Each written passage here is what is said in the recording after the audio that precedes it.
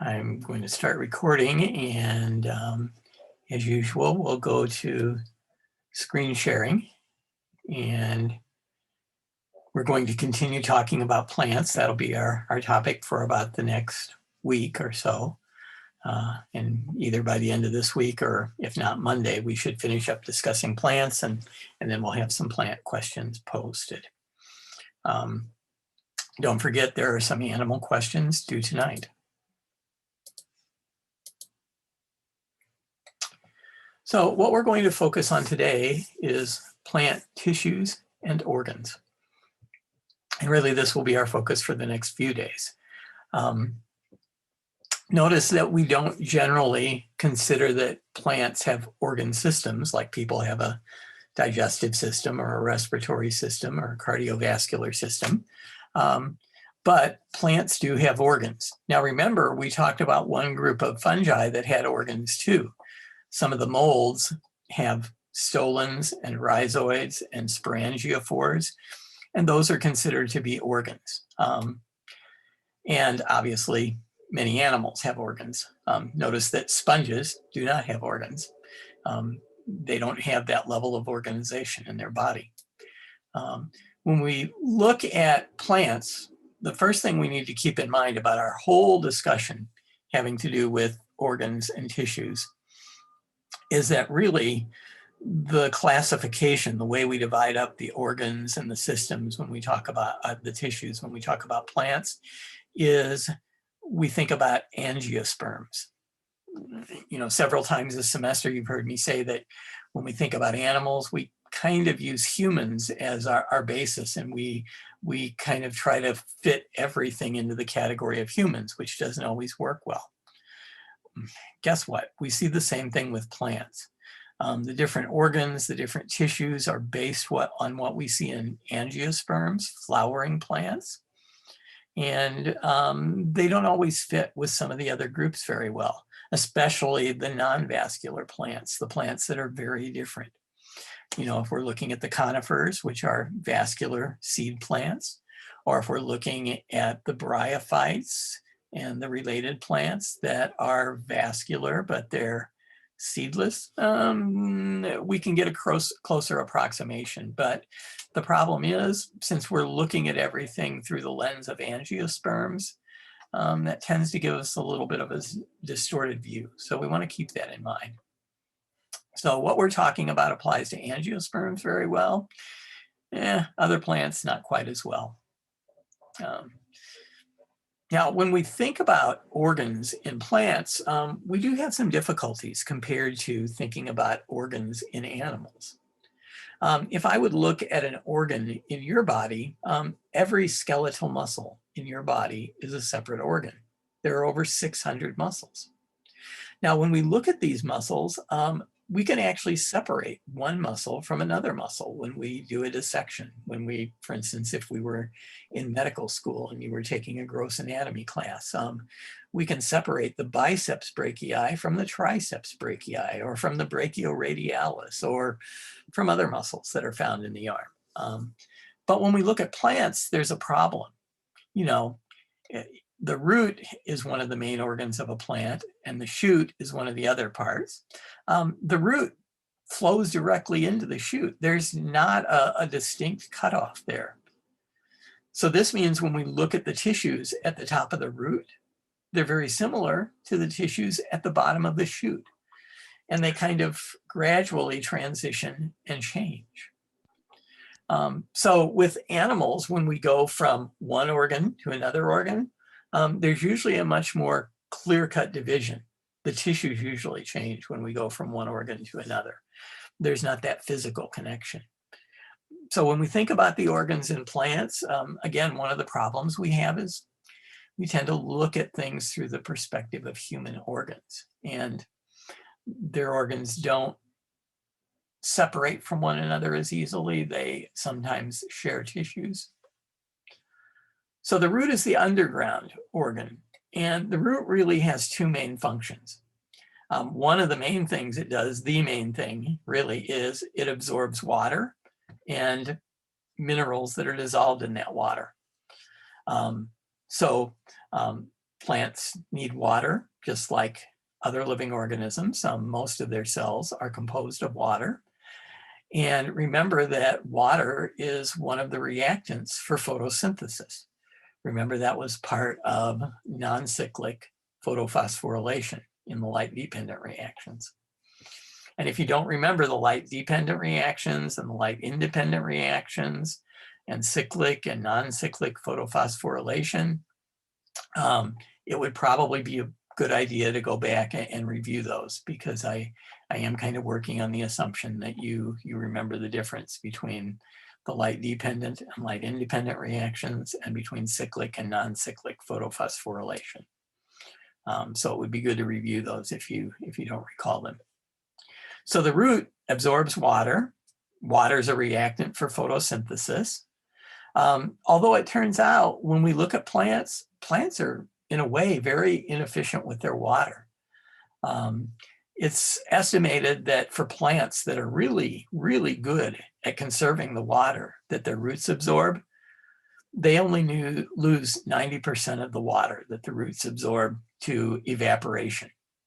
So imagine if 90% of the water that you took in, you lost to sweat.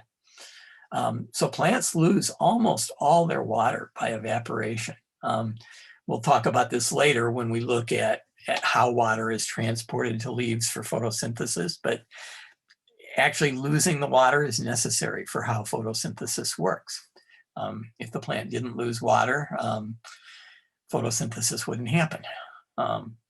So the plants absorb water. They also absorb any sort of dissolved minerals. So when we think of minerals, think of, if you've had a chemistry class, some of the positive and negative ions. So they absorb things like sodium ions, potassium ions, calcium ions, chloride ions.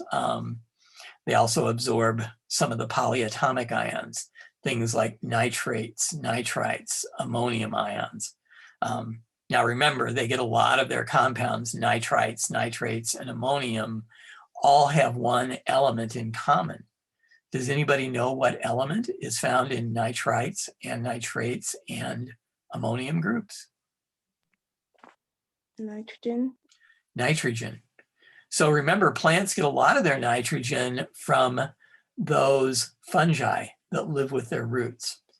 So they don't have to absorb all of it from the soil, but if there is nitrogen in the soil, they absorb that.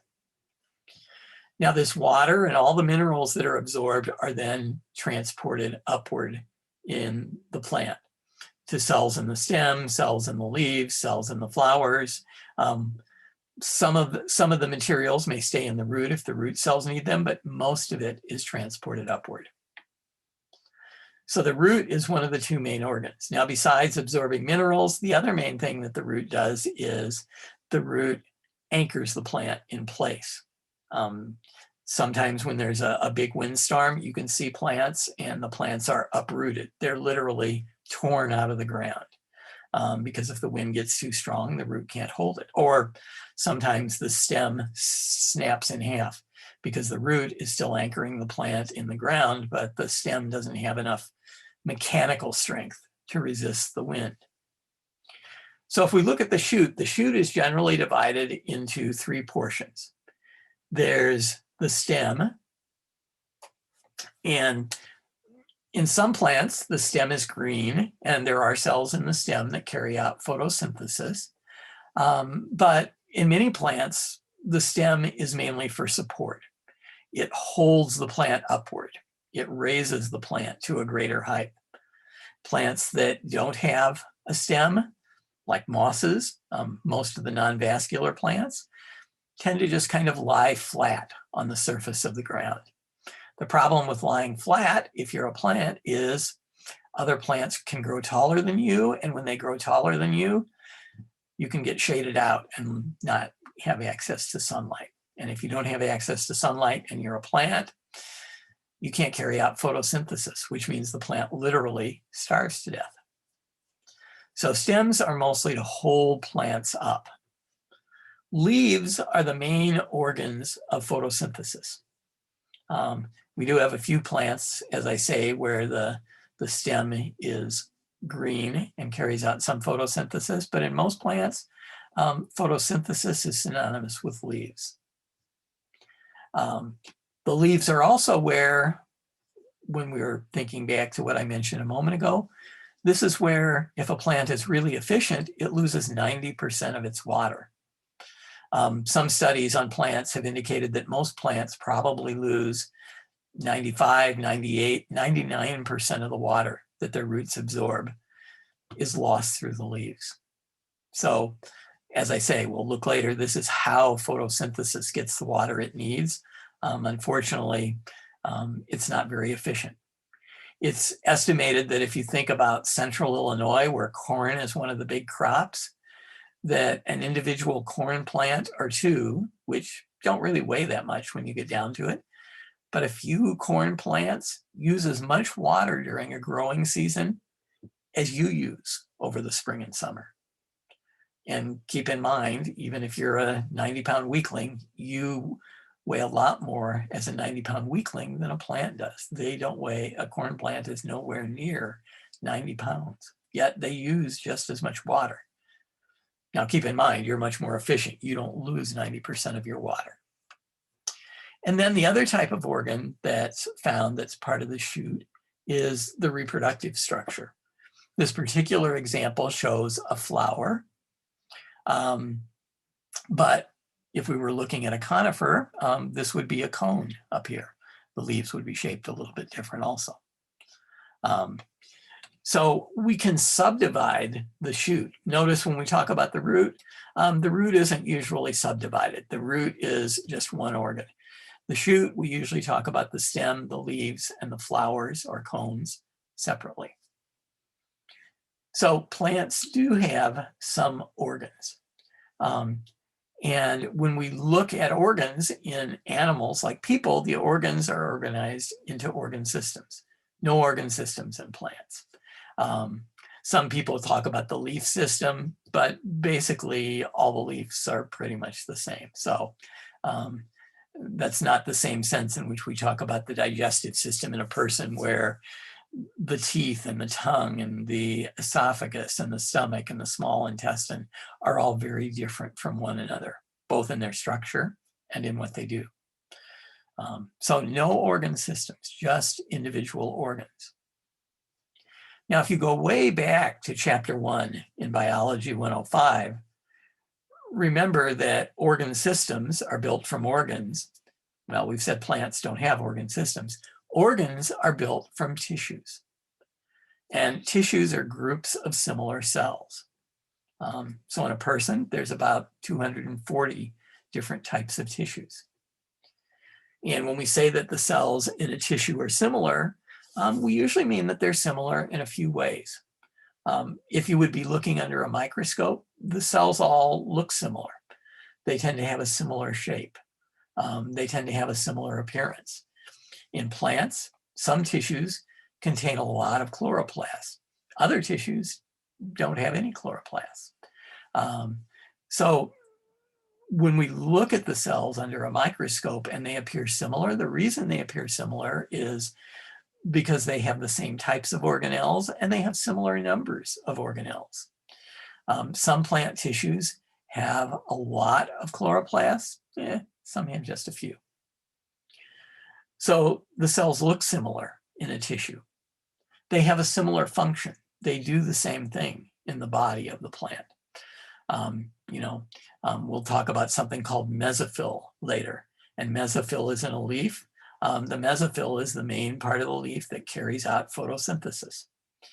And all the mesophyll cells do photosynthesis. That's their thing. So when we look at cells in a tissue, they look similar under a microscope. They have similar physiology. Whenever we talk about function, we're talking about physiology. Notice appearance is anatomy. And if we look at the embryonic plant, the tissues that are the same, the cells that are in the same tissue in one part of the plant, all come from the same region of the embryo. So they have a similar anatomy, they have a similar physiology, and they have a similar embryonic origin. So they're similar in several ways. So when we look at the organs in a plant, let's think about looking at them in several different ways. So let's begin by thinking about the leaves. So later we'll get to stems and roots and flowers. So let's look at a conifer leaf. And what we're going to do is take a cross section of this conifer leaf. And anytime we take a cross section, think of something like the human arm. If you take a cross section, you slice through that arm perpendicular to the long axis of the arm. So if you did this with the human arm, you would get a roughly oval or circular cross section. With a pine leaf, if you slice through that needle, which is the leaf on a pine tree, if you slice through that needle perpendicular to that long length of the needle, you get a cross section that is either, in some cases, more triangular. In some cases, there's one flat side and then a rounded side. So you get essentially a half circle. So when we look at a pine needle, we have several different types of cells and tissues in here. So notice that every once in a while we have a stoma. And a stoma is an opening into the leaf. Now, why do we need to have an opening? Well, remember, for photosynthesis, there are two reactants. One reactant is water, which is absorbed by the roots in plants.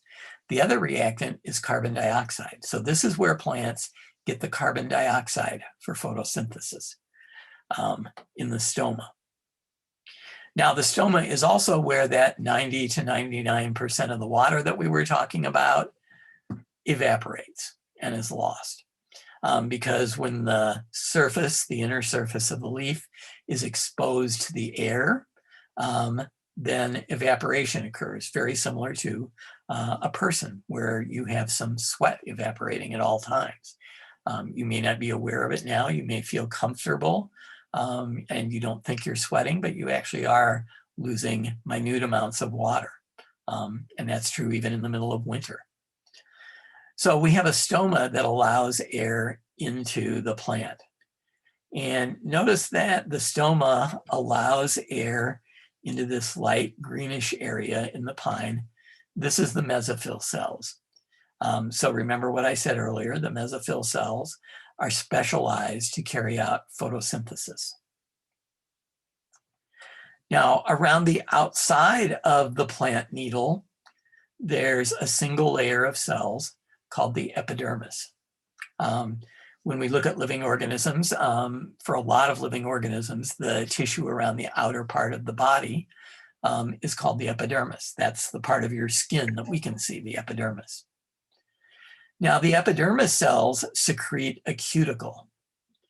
And on most conifers, the cuticle is a very thick, waxy substance. If you've ever rubbed your fingernail along the needle of a Christmas tree, some white material comes off. That's actually a lipid. Now, why is the cuticle lipid material? Well, because lipid has an important property. Remember that lipids are hydrophobic. They don't mix very well with water. So this means that because the cuticle material, and notice the cuticle is not cells, it's just a chemical that the epidermis cells secrete. Because this cuticle is lipids and hydrophobic, it helps to waterproof the leaf. So, doesn't seem like it does a very good job since leaves lose 90% of the water that's absorbed by the roots. But it would be even worse without this cuticle. Now, underneath the epidermis, there's a layer of cells called the hypodermis. Remember, hypo means below. When we talk about something that's hypotonic, it has a lower concentration of salt and a higher concentration of water than whatever we're comparing it to. So the hypodermis is right below the epidermis. Kind of embedded in this mesophyll, are some resin ducts. And these resin ducts are tubes that carry very sticky material into the needles. And again, the sticky material is going to help in waterproofing. It has some other functions as well. But if you've ever broken a needle on a pine tree, there's this kind of sticky stuff that oozes out. That's the resin. The whole movie Jurassic Park is based on the idea that they find blood-sucking insects that were trapped in the resin of trees that were around in the times of dinosaurs. So these are supposed to be insects that suck dinosaur blood, and then the scientists go in and they isolate the dinosaur DNA, and they're able to recreate dinosaurs from this.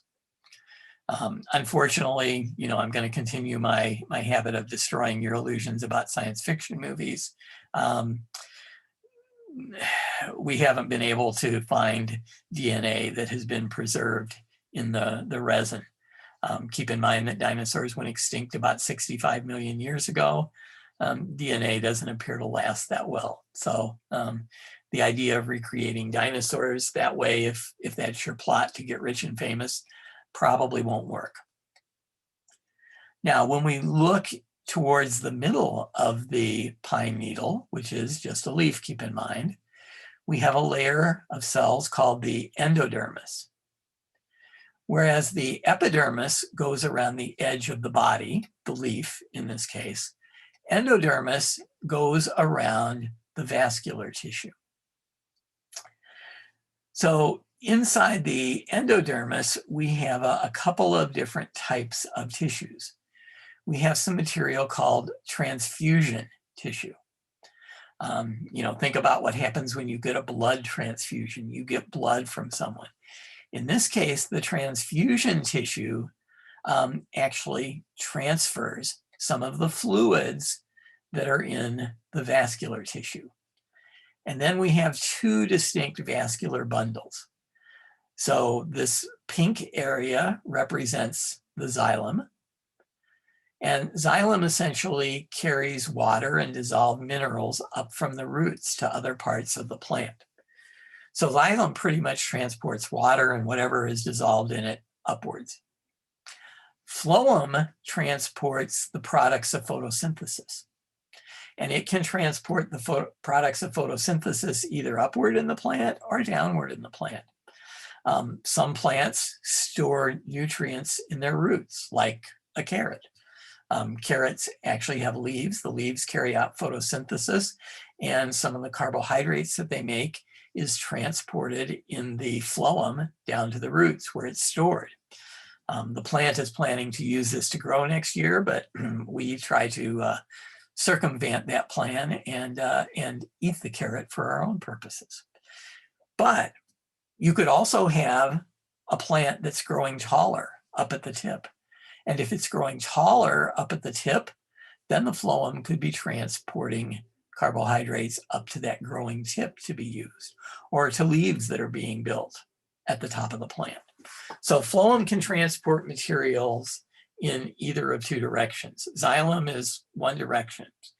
It's an elevator, but it's like in some of those big buildings where the elevators either go up or down. Xylem goes up, phloem goes up or down. So when we look at monocots and dicots and we look at a cross section, we see something very different. So think of the needle of a pine tree. That's what we were looking at before. And compare this to this dicot leaf.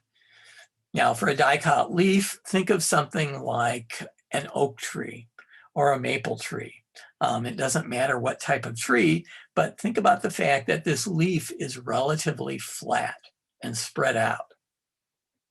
So what we're going to do is we're going to lay this leaf down on a table and we're going to slice it into two sections. And then we're going to look into one of the sections through a microscope. And this is what we see in a typical dicot. And keep in mind, like everything we talk about this semester, every dicot that you look at would not look exactly the same. So if you were looking through a microscope, you would be able to recognize the basic pattern, but would you see this exactly? Almost certainly not. So we can see a layer of cells called the upper epidermis. Now notice they don't have it labeled, but on the outside of some of these cells, you can see some kind of purplish material, and that purplish material is the cuticle. Now, the way that we can tell that this is the upper epidermis is because of the layer of cells that's underneath it. In some dicots, it's a single row of cells.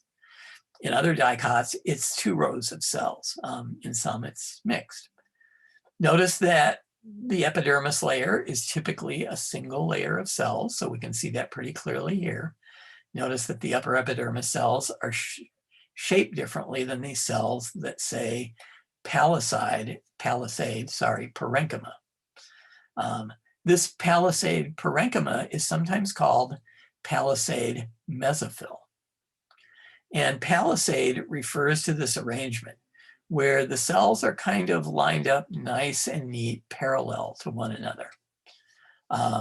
In architecture, when we look at, if you've ever seen a movie that's a Western, if you look at architecture, where you have all those logs stacked up side by side, like in the cowboy forts, that's something called a palisade. So this palisade formation was kind of stolen from architecture, but it refers to this parallel side by side arrangement. Now, underneath the palisade, there's a layer called the spongy parenchyma, or it's also called the spongy mesophyll. And notice that in this case, what we see is a few cells, and notice that we're mostly looking at the cell walls of cells. Most of the other material doesn't show up very well. But we see all these big white spaces down in this spongy area. And these big white spaces are air spaces. That air that we let in through those stoma, that air has to be able to circulate so that it can travel, in a sense, to different cells so that they can remove carbon dioxide from it and use that carbon dioxide for photosynthesis. Now, the reason that it's called spongy parenchyma or spongy mesophyll is because if you take a leaf and you press on it, at least when the leaf is nice and fresh and green, most leaves will compress. They're kind of spongy. And you can also use the leaf to actually pick up water. There are animals like chimpanzees that actually use leaves as tools. If there's kind of a flat puddle of water on the ground or in the fork of a tree, and they want to drink some of that water, they might not be able to pick it up. Don't necessarily want to lick the ground. So what do? They put a leaf on it. They press the leaf flat, and then they hold the leaf up to their mouth and basically wring it out like you would wring out a sponge or a wash rag. So between the palisade mesophyll and the spongy mesophyll, this is where most of photosynthesis occurs. Notice the epidermis cells don't even have chloroplasts in most plants. Now, if we look at the lower epidermis, we'll come back to the vascular bundle in a moment. If we look at the lower epidermis, the cells may look a little bit different than in the upper epidermis, but there's 2 easier ways that we can distinguish them from the upper epidermis instead of by the shape of the cells. First of all, if you look at the very outer edge of the lower epidermis, you don't see this very thin purple layer. And this is because cells in the lower epidermis either don't secrete a cuticle at all, or if they do secrete it, they secrete a much thinner layer. Now, why do they secrete either no cuticle or less cuticle? It might seem hard to believe, but if you think about a dicot leaf, so think about a leaf like on an oak tree or a maple tree. Typically, one surface is facing up, it's facing the sun, and one surface is facing down. So the upper epidermis is facing up, the lower epidermis is facing down. Well, it might seem hard to believe, But there's often a difference of 10 degrees Fahrenheit between the upper epidermis and the lower epidermis. And since one of the main things that plants are worried about is losing water, plants in the lower epidermis aren't at as great a risk of losing water as plants in the upper epidermis. So they tend to have a thinner cuticle. Now, the other way that we can identify cells as being in the lower epidermis is if you look at some of these dark purple blobs, and it's hard to see at this level of magnification, and even when we look at them under the microscope in our lab, but these dark blobs kind of look like dumbbells. Or if you look at them really closely, they turn out to look kind of like a pair of lips. The opening is the stomata, and the lips are something called guard cells. And the guard cells surround the stomata. So later, we'll look at how the guard cells open and close the stomata. Because keep in mind, and stomata is just plural of stoma, one of those science words that has a weird plural. So stoma, just ending with that first A, is singular, stomata is plural. When we look at those stomata, they're kind of a mixed blessing for plants. The good news is if the stomata are open, carbon dioxide gets in. The bad news is water gets out. So what the guard cells do is if a plant loses too much water, the guard cells close the stomata until it can replenish its water. Now, that's a mixed blessing too. Close your stomata if you're a plant, and the good news is you don't lose as much water anymore. You still lose some. Keep in mind, no system is perfect. But you lose less water, but also air can't get into the leaf with fresh carbon dioxide. So photosynthesis is going to stop after a while because there's not enough carbon dioxide for it to continue.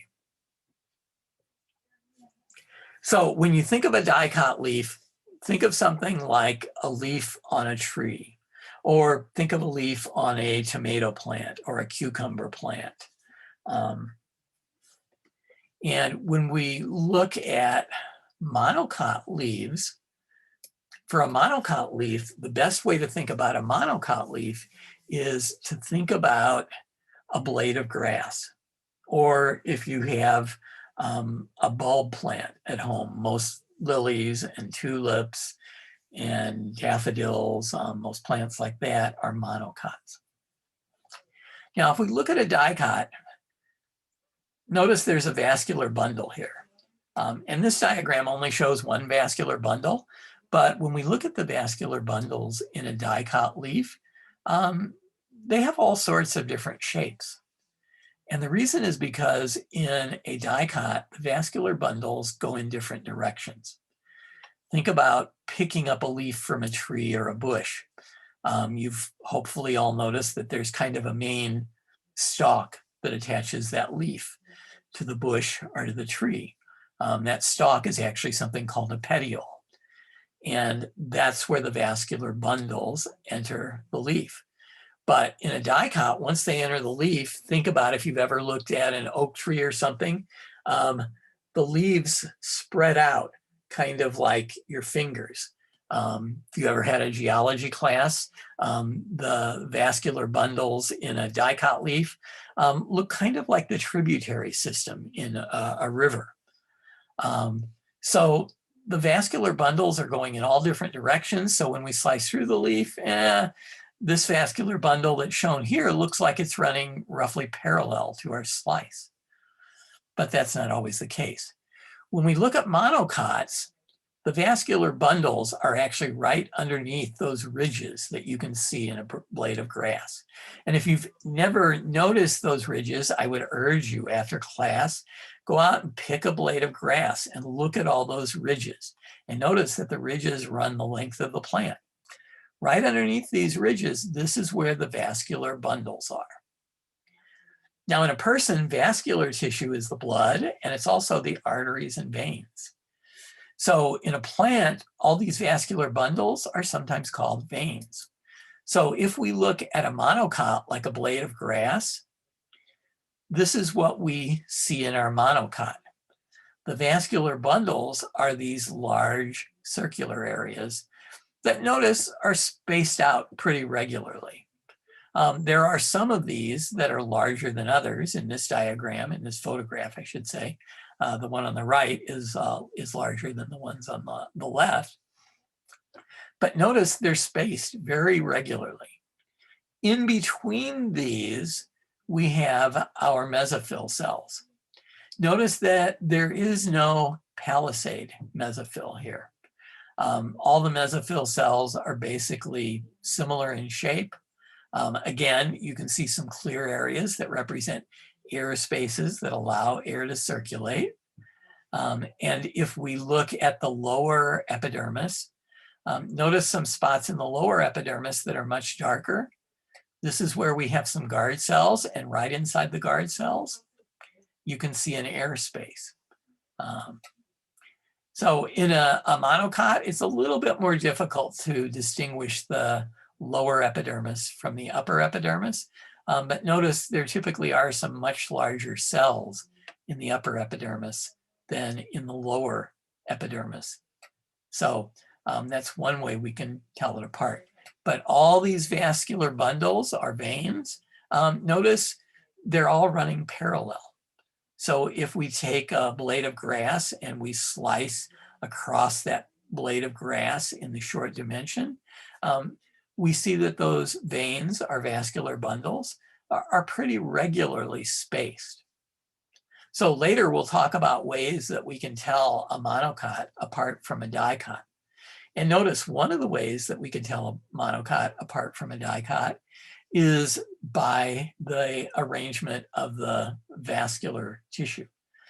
If we have these regular kind of circular structures, and we'll look at these in a little more detail later, but if we see these, we have a monocot. If we see a more haphazard pattern, we have a dicot. So we want to keep that in mind. So now let's think about flowers. And we talked about these a little bit the other day. So when we look at flowers, and keep in mind that flowers are leaves that have been modified, we have our receptacle where they attach to the end of the stem. And then we have sepals, we have petals, we have the stamens, which are the male reproductive organs, and include the filament, which holds up the anther where the pollen is produced. And then we have the pistil, which is the female reproductive organs. And we have the ovary leading to a stalk called the style. And then at the top, that style kind of flares out, and there's a flat, you could think of it like a landing strip for the pollen to land on. And then once the pollen land, they're going to dig a pollen tube down to the ovule. Notice that the ovule is listed over here. The ovule is inside of the ovary, but really the three parts of the pistil are the stigma, the style, and the ovary. The ovule is part of the ovary. So that's why it's not listed over here as being part of the pistil. Now, when we were talking about our dicot leaf a moment ago, I said, you know, we've got palisade parenchyma here, or I said you could also call this palisade mesophyll. The mesophyll is the area of the leaf where these cells are found. Meso means middle, phyll means leaf. Parenchyma is the type of cells, are the type of tissue. So let's look at the type of tissue that we see in different parts of the plant, and we're going to come back to some of the same types of things we've just looked at. So when we look at plant tissue, it can be divided into two broad categories. One is meristematic tissue. And meristematic tissue, which is the red box over here, this is embryonic cells. They're undifferentiated, which means they haven't become specialized to become epidermis cells, or xylem cells, or phloem cells, or parenchyma cells. They're just kind of generic plant cells, if you will. And there are three types of meristems. There's apical meristem. The apex of something is its tip. So apical meristem cells are found at the tip of the root, down at the bottom of the plant. They're found at the tip of the shoot, up at the top of the plant. And then they can also be found on side branches growing out either from the root or the shoot. We have something called lateral meristems. And lateral meristems are found towards the side of the plant. And whereas apical meristems produce a growth in length of the plant. So think about, you have an apical meristem up at the tip of the shoot, the top of the plant. You have an apical meristem down at the bottom of the plant, at the root. So what happens is when the cells in these meristems divide by mitosis, they make the plant longer. So this is called primary growth, when the plant gets longer. Lateral meristems make the plant get thicker or increase its diameter, if you want to think of the cross section of the stem as being a circle. So lateral meristems thicken the area that we call the bark, and they produce what we call wood in plants. And then there's something called intercalary meristems. And inter always means between. Intercalary meristems are only found in monocots. Well, if we're talking about vascular plants that produce seeds. Intercalary meristems are also found in horsetails, which, remember, are a type of seedless plant. And all these three areas have one thing in common. They have embryonic cells. The cells aren't differentiated, and the cells are dividing by mitosis to make the plant bigger in some sense. So these are the parts of the plant that are actively growing. The other parts of the plant are called permanent tissues. These are cells that have differentiated. They've become specialized. Now there's xylem cells or phloem cells or parenchyma cells or any of the other types of cells that we'll talk about as we go through this section. When permanent tissue is described, it's usually described as being tissue that no longer has the ability to divide regularly by mitosis. Now notice in this description, no longer has the ability to divide regularly by mitosis. Regularly is a key word here.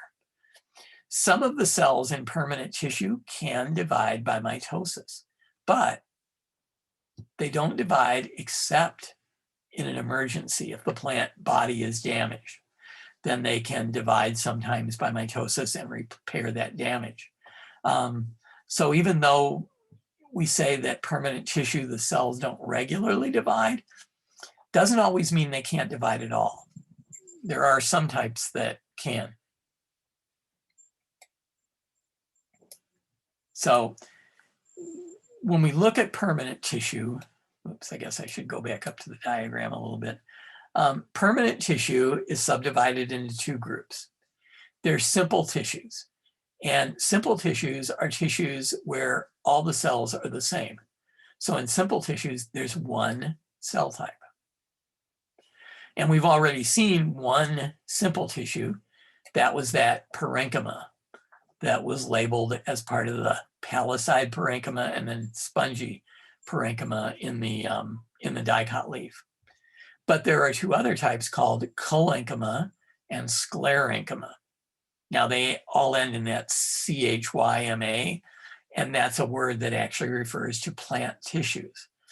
So I know it might be nice if the names were different, but they all have a similar name for a reason. Then, besides simple tissue, some of the permanent tissues form what we call complex tissues. Well, if simple tissues only have one cell type, you might be able to guess complex tissues contain more than one type of cell. And complex tissues can be divided into two categories. Now here they really only show one category. They show vascular tissue And there's two types of vascular tissue, and we've talked about them on a couple of occasions already, xylem and phloem. But there's actually another type of complex tissue called surface tissue. And the surface tissue is on the edge of the plant. So that's what that endoderm is. So we're going to go through and kind of look at all the different types of tissue. So keep in mind that if we would be looking at a plant, most of these types of tissue can only be seen with a microscope. There's one or two that we'll talk about that you could see even without a microscope. You wouldn't be able to see individual cells, of course, but you could at least see that type of tissue. And it looks like we're running a little bit short on time, so we will wait until tomorrow to start talking about the different types of tissues.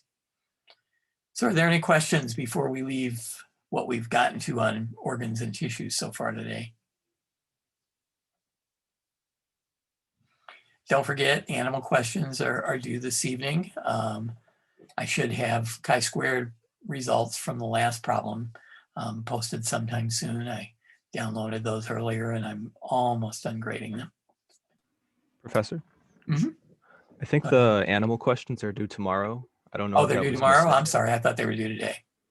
Okay. You have an extra day then. Good. No problem.